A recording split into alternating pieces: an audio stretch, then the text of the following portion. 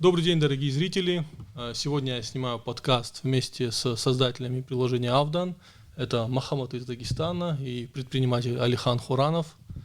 Это приложение для детей, для того, чтобы они смогли набрать первичный словарь, да, который позволяет запустить астинскую речь.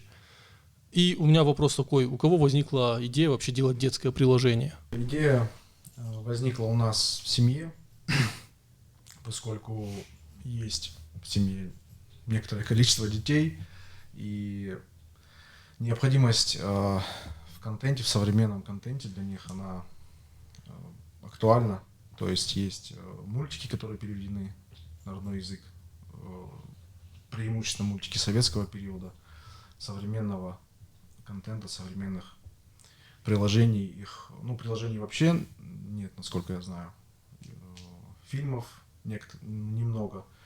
То есть это такой был прикладная задача началась как бы с семейной темы. Потом мы повстречали Мохаммада, который блестящим образом все это реализовал. В общем, история вот такая. А Мохаммад вообще до этого делал языковые приложения, это Авзаг. У тебя вообще была идея вообще потом в сторону как-то по категориям возраста делать приложение для более старшего поколения, для детей, не знаю? Таких планов не было, и более того скажу, что когда Алихан впервые обратился, сказал, что есть такая идея, давай попробуем сделать, я немного скептически отнесся, потому что у меня-то потребности учить детей нет родному языку. И, естественно, я не сразу проникся этой идеей. Но потом переговорили, обсудили, Алихан донес видение проекта, донес ту пользу, которую из него могут извлечь люди, и вот так вот мы начали работать. Но идея всецело его, да. Вообще результаты. Я, например, видел около 4-5 тысяч скачиваний в Apple Store у вас было. А по крайней мере на новостях в своем канале ты писал, Мохаммад, да, было. Еще несколько тысяч скачиваний в Android Store. Да, то есть Google Play. Да, то есть это на самом деле большой успех, учитывая, что на этапе запуска там был только астинский язык. То есть это только в Осетии около 6-7 тысяч скачиваний. А сейчас какая динамика? Может, изменились цифры или... По кубачинскому, после кубачинского обновления добавилось, получается, где-то суммарно 1500 скачиваний по обеим площадкам. Вот так. Но у нас еще в разработке находятся прямо сейчас черкесские оба диалекта и абхазские тоже, насколько я знаю, они на подходе. Плюс еще другие дагестанские языки тоже подтягиваются, например, даргинский, цахурский.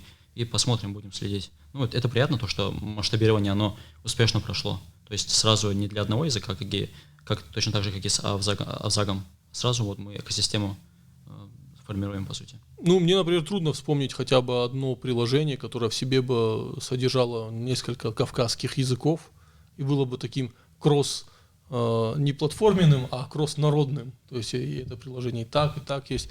Вопрос: аудитория-то у этого приложения, в принципе, потенциально большая. Может, потом как-то вы его коммерциализируете, будете монетизировать его. Такие мысли есть? Пока что помощь приложению, она реализована в добровольной форме в виде донатов.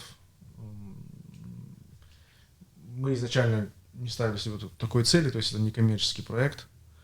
Если каким-то образом, не ущемляя интересов пользователей, мы сможем это сделать, наверное, против этого никто не будет возражать. Потому что в любом случае здесь, опять же, как Алихан сказал, мы не ставили материальную часть превыше всего, то есть на первое место при разработке проекта, но объективно, если мы хотим устойчиво чем-то заниматься и продолжать приносить пользу, то на операционные нужды нужны ресурсы, поэтому, естественно, если будет возможность достойно монетизировать, то мы рассмотрим ее, да. А есть какие-то идеи, помимо того, чтобы добавлять языки в приложение, еще какие-то добавлять функционал приложения? Может, у вас сейчас картинки, может, видео, какие-то фрагменты добавлять или что-то такое? После того, как после релиза было очень много предложений, в том числе интересных. Помимо наполнения, скажем, расширения разделов, прилагательных, дней недели, были предложения по тому, чтобы был функционал по формированию фраз. Наверное, это будет сложно реализовать технически, учитывая, что Ну, то есть там структура, как понимаю, персонального приложения она должна быть другой. То есть, Там, разумеется, да, любые новые функции, они той или иной перестройки уже существующих систем требуют, да, но там посмотрим, просто сейчас мы больше упор делаем именно на контент, на включение новых языков, да. на то, чтобы исправить ошибки, в том числе и в лексике, на то, чтобы сделать его, ну, довести до ума в плане оформления, придать ему такой же более законченный вид. Ну, то есть особенно пока базовый упакованный. функционал, да, Да. планируете развивать, точнее, доводить до ума. Ну, в любом случае, это дело не на 1 год. То есть вполне вероятно, что спустя какое-то время мы сможем добавить функционал там, по формированию фраз, там, по какие-то Созданию, тесты. собственных колод карт. Да, предлагали, кстати, тесты, ну, то есть как экзамен, да, то есть раздел, в котором ты сдаешь экзамен по тем словам, которые ты выучил. Ну, какой-то игровой формат. Игровой да. элемент, да, совершенно. Мохаммад, я знаю, что это приложение, это часть твоей экосистемы языковой, которую ты формируешь. Вопрос, как она встроена? Вот, как она как-то есть какие-то связи с Авзагом или вот твоим проектом Мондах? Есть ли вот эта там, единая экосистема, или это просто абсолютно разные приложения и все? Это разные продукты, но технологически они базируются, скажем, на одном технологическом стеке, что называется, то есть они реализованы с помощью одних и тех же технологий, там какие-то элементы интерфейса, какие-то принципы, они являются общими между всеми приложениями. Но вот этот ключевой момент, то, что мы делаем сразу под множество языков, под весь Северный Кавказ, а не под какой-то один конкретный язык, и это, я думаю, самая такая фундаментальная концептуальная вещь, которая объединяет все эти наши проекты, будь то последний наш эксперимент, Мецел, вот эта небольшая словарная игра, или Авдан, или Авзаг, или готовящийся проект Андах, то есть экосистема под весь Северный Кавказ. А вообще, почему, я думаю, наши зрители историю Алихана Хуранова знают хорошо, и как он вообще вел общественную деятельность, и там, это не первый твой проект, когда ты там по языку что-то делал, а вот вопрос к Мохаммаду, ты вообще с чего вдруг занялся языковым активизмом? Как ты к этому пришел? Здесь, я думаю, как и у всех людей, просто, ну, во-первых, это все началось с моего языка, да, и, как я уже, кажется, говорил, будучи программистом, да, будучи человеком, который работает с цифровыми технологиями, я понимал вот эту специфику того, что масштабирование цифровых проектов, оно достаточно простое.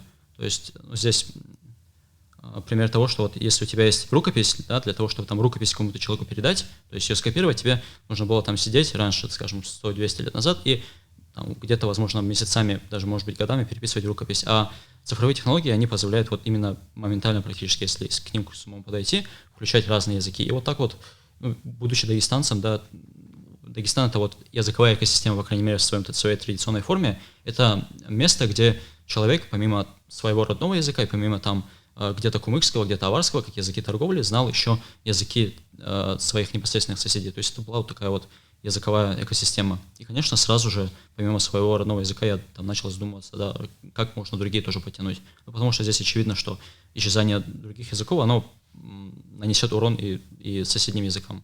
И поэтому, например, исчезновение чеченского языка, оно ударит по дагестанским языкам, исчезновение какого-то дагестанского языка, оно ударит по другим дагестанским языкам. И вот так просто желание сделать что-то, и, наверное, понимание того, что если я сам не сделаю, то, возможно, я от других этого требовать не смогу, потому что имею ресурсы, которых у других нет.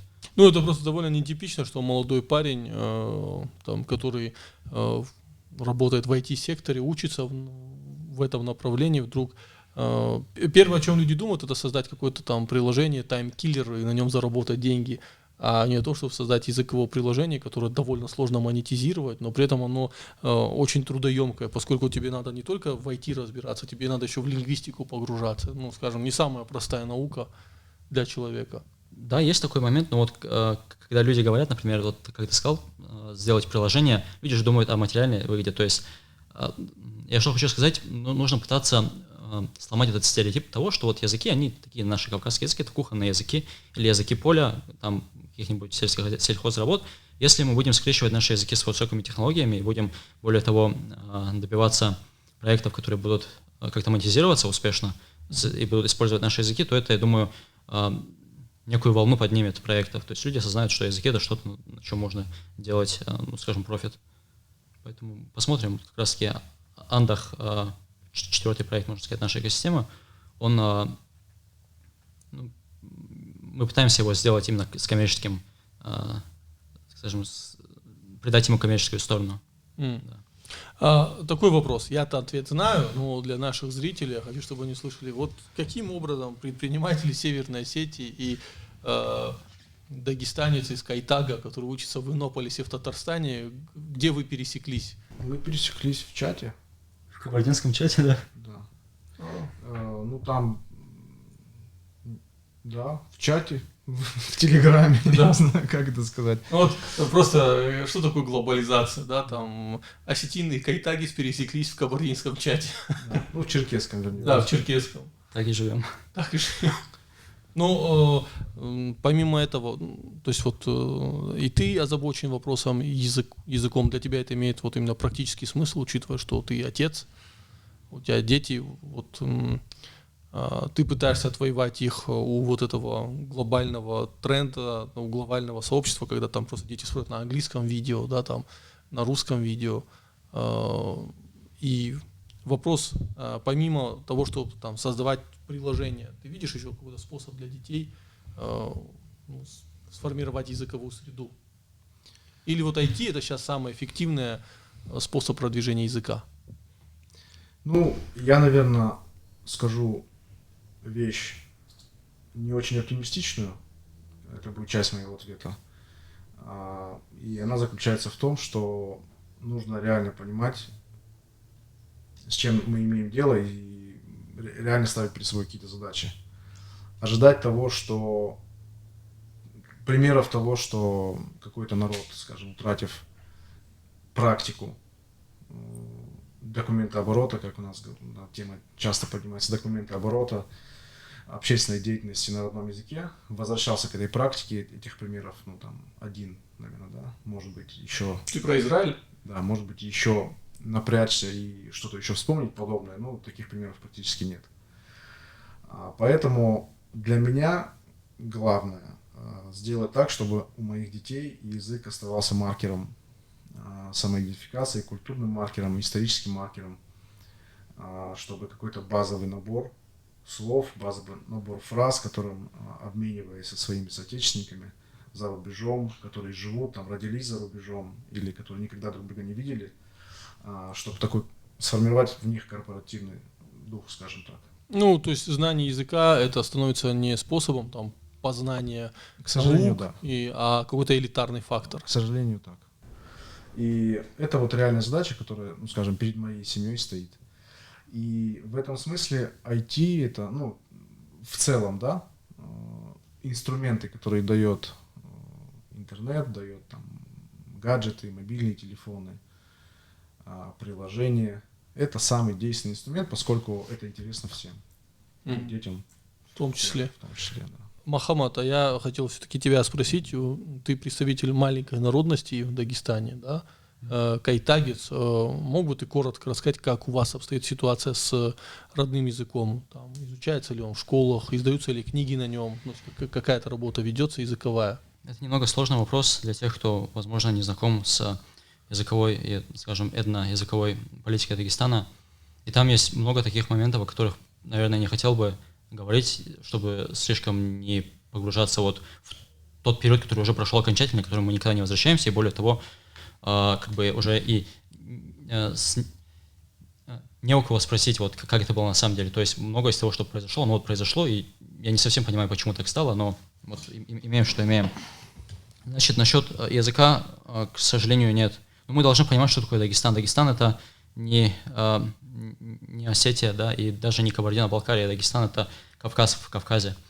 И в регионе с таким количеством языков, с таким количеством языковых единиц, часто даже не взаимопонимаемых, объективно, что он не может уделять каждому языку вот полную институциональную поддержку. Проблема в том, что иногда в Дагестане, даже когда люди сами хотят там, своими силами, то есть не от государства, а своими силами собраться и что-то сделать для своего языка, даже вот в тех моментах это вызывает какое-то какое-то сопротивление со стороны вот органов. И яркий пример для этого это кубочинцы, да, которые говорят на своем самостоятельном кубочинском языке, который входит в даргинскую группу, но вот с даргинским языком не взаимопонимаем. И то есть, если мы говорим о лингвистике, то лингвистика однозначно сходится на том, что кубочинский — это отдельный язык, как и кайтакский. И кубочинцы, понимая это все, в школе пытались, по крайней мере, в какое-то время добиться преподавания кубочинского, вот именно языка, который им является родным. Но как-то не получилось у них там в какой-то момент просто... Я не знаю, что стало, но вот им это не дали сделать. И в этом плане, например, тот факт, что мы смогли эту институциональную блокаду обойти через технологии, это для меня хороший пример того, что вот технологии уравнивают. То есть если бы не так, то это, по сути, первое приложение на кубочинском языке, и это старт от кубочинской экосистемы. И тот факт, что мы смогли это сделать сами, это предмет некого довольства для меня. А с кайтакским? Аналогичная ситуация к кубочинскому, аналогичная ситуация с некоторыми андоцесскими языками, да, которые, понятно, что это отдельные языки, но просто в условиях Дагестана они оказались вот как-то вот за обочиной развития просто по политическим мотивам. Имеем, что имеем, но опять же, я вижу выход этого через технологии. Потому что, да, нам могут там заблокировать в школе, скажем, сказать, что нет, там, вы диалект вот такого-то языка, и там вы должны вот тот язык учить, да, и с государственными институтами мы ничего не сделаем объективно, но мы можем свои параллельные институты выстраивать, в частности, через приложение. Вот это то, чем мы занимаемся, и это внушает некую надежду на перелом ситуации. Да, ну, например, если Алихан как бизнесмен из Осетии поучаствовал в проекте создания, то есть ли там бизнесмены из Дагестана, там кубочинцы, там кто-то, кто готов поддерживать это развитие вот этих приложений именно вот дагестанской части? Или просто волонтеры какие-то, которые готовы в этом участвовать? Да, вот как раз-таки во время подготовки кубочинских материалов, кубочинское сообщество, конкретные люди из их сообщества, они очень сильно помогли с переводом и с озвучкой, то есть это сами собрались, не профессиональные актеры, не профессиональные переводчики, но они вот собрались, сами сделали, и даже там какую-то минимальную финансовую поддержку тоже оказали, и круто, да, есть. То есть на уровне людей люди понимают, что язык — это что-то, за что там надо бороться, и они как-то где-то более активно, где-то менее активно, но они в этом участвуют. Но со стороны вот дагестанских институтов ничего такого не вижу, какой-то вот поддержки. То есть ни попытки гранты дать, ни попытки там привлечь как-то сотрудничеству не было? Нет. Это печально. Очень печально.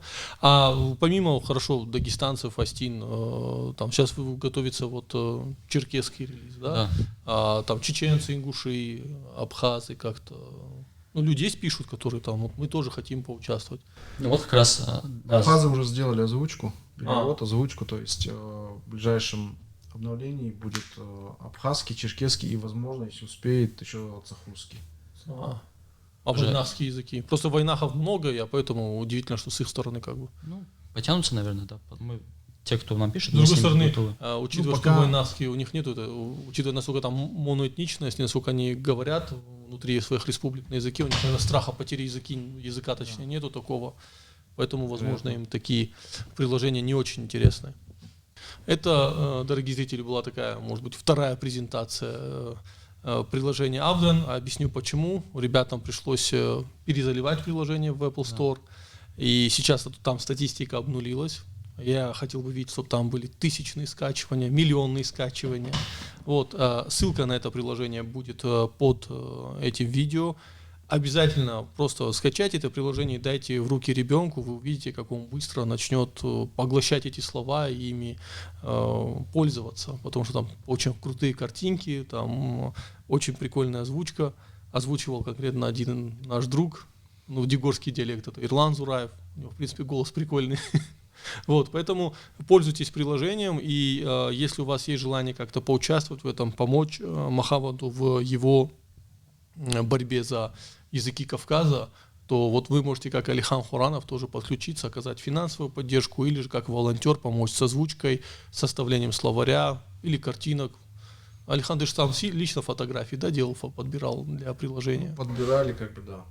И еще момент я хотел один момент упомянуть. Все предложения, которые поступали после презентации, они все мы их как бы записывали, то есть это ничего не пропало. И в обновлении, я думаю, в ближайшее время выйдет, те замечания, которые мы посчитали конструктивными, они будут учтены и касаемо лексики, и касаемо интерфейса, и касаемо многих других вещей, о которых люди писали. Все это будет учтено, все, что должно быть учтено, будет учтено. И всех хотел поблагодарить за внимание и за то, что эти советы были даны как бы вовремя, и они нам очень помогли. Когда будет релиз второй, я обязательно у себя напишу в Телеграме и в Ютубе, так что следите, смотрите. И ссылку дам на канал Мохаммада, чтобы вы могли следить за то, как он развивает эту языковую экосистему. Вот. Всего хорошего.